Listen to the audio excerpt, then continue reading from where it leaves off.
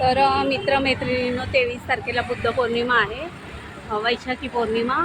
तर त्या वैशाखी पौर्णिमा माझ्या आयुष्यामध्ये आनंद घेऊन आलेली आहे. मी डिप्रेशनमध्ये होते आणि आता मी पूर्णपणे बरी झालेली आहे. मी मेडिटेशन करते आणि मेडिटेशनचा प्रभाव इतका छान आहे की मी पूर्ण बरी झालेली आहे. आणि माझं म्हणजे तुम्हाला खोटं वाटेल मित्रमैत्रिणींनो, 4 वेळा मी आत्महत्या करण्याचा प्रयत्न केलेला आहे. तर त्या सगळ्यातून तथागताने मला म्हणजे जीवनदान देऊन आज इतका माझा आयुष्यामध्ये आनंदाचा दिवस येत आहे. तर ती बुद्ध पौर्णिमा ती वैशाखी पौर्णिमा मी का साजरी नको करू? तर मला ती खूप छान प्रकारे साजरी करायची आहे. तर त्याकरिता मी बँकेमध्ये आलेले आहे आणि नेमके फॅमिली पेन्शनवर फॅमिली अकाउंटवर माझे फक्त 2,000 होते. तर त्यातले मी 1900 रुपये काढलेले आहेत आणि त्यातून हे आता अरुणा काकू पण नाही आहेत आपल्याकडे, त्या रजेवर आहे. तर मग लादी पुसायला हे मी घेतलेलं आहे.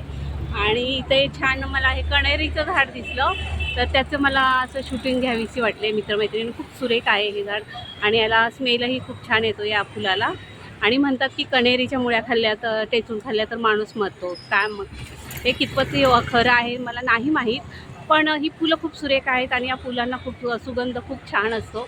तर ते दृश्य मला आपल्या कॅमेरामध्ये टिपावसे वाटले. आणि हे पहा, हे कबूतर आहेत, हे पहा. तर ते तांदूळ आणायला मी विसरले कबुतरांना घालायला. त्या दिवशी मी मदर्स डेच्या दिवशी माझ्याकडे रांगोळी नव्हती, तर मी तांदळाने रांगोळी काढलेली होती. तर तर ते तांदूळ जे आहेत ते फुलं आणि तांदूळ कबुतरांना आणायला विसरले मी.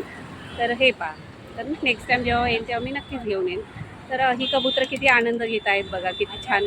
आता कोणीतरी येऊन त्यांना धान्य टाकून गेलेले आहे. तर हे दृश्य टिपावंसं वाटलं मला. तर असं तर चला, बरेच होऊन झालेले आहेत, बरीचशी कामं पेंडिंग आहेत घरी माझी.